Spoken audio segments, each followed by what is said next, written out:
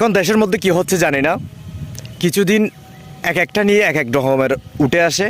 এখন দেখতেছি চিটাং ঢাকার মধ্যে রিক্সা নিয়ে চলতেছে। আচ্ছা, রিক্সা নিয়ে চলতেছে ভালো কথা, রিক্সাদেরকে না ভেঙে তাদেরকে তো বোঝানো উচিত ছিল। এমন পরিবেশ কিভাবে তৈরি করেন আপনারা? অসহায় মানুষদের কেন এরকম করেন? আপনারা বড় বড় লোকের কাছে যে এই ধরনের অত্যাচার করতে পারবেন? কখনো পারবেন না। আপনারা রিক্সার ড্রাইভারদেরকে অত্যাচার করতে পারবেন কী জন্য জানেন? এরা অসহায়, দিন মজুরি। এই জন্য আপনারা সিস্টেম করেন, এই টাইম থেকে এই টাইম পর্যন্ত আপনারা কি সিটি এলাকায় আসতে পারবেন না, এরকম একটা রুল তৈরি করে দেন, সিস্টেম তৈরি করে দেন।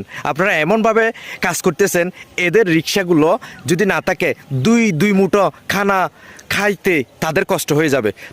তাহলে এখন বেড়ে যাবে কি জানেন? সন্ত্রাস বেড়ে যাবে, চুর ডাকাতি বেড়ে যাবে। এগুলো দায়ভার কে নিবে? ডক্টর ইউনূস নিবে? ইউনূস তো 2 দিন পরে চলেই যাবে। এরা তো 2 দিন পর চলে যাবে, এরা কীভাবে গিয়ে নিবে? এই রিক্সা ড্রাইভারের অটো রিক্সা মেইন বাইর করছে কে? কোথায় থেকে আসছে? এগুলো বন্ধ না করে অটো রিক্সা, আমি 1 লক্ষ টাকা 2 লক্ষ টাকা দিয়ে অটো রিক্সা নিছি, আমার অটো রিক্সা কী জন্য বন্ধ করবেন? আমাকে বন্ধ করার আগে, ভাঙার আগে আমাকে টাকা ক্ষতিপূরণ দিয়ে বন্ধ করেন।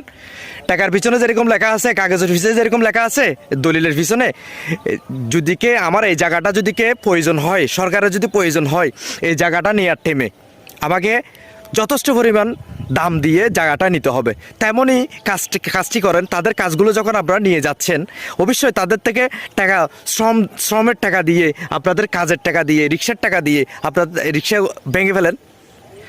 অরিজিনাল কাজ থেকে আপনারা যেই রিক্সাগুলো বানাতেছে ফ্যাক্টরিগুলো বন্ধ করে দেন।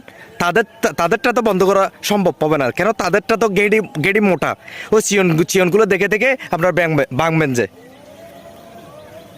এই ভিডিওটি যারা দেখেন সবাই শেয়ার করে দিবেন, আরও অসহায় মানুষরা যেন প্রতিবাদ করতে পারে মতো। সবাই ভালো থাকবেন, সুস্থ থাকবেন। আল্লাহ হাফেজ।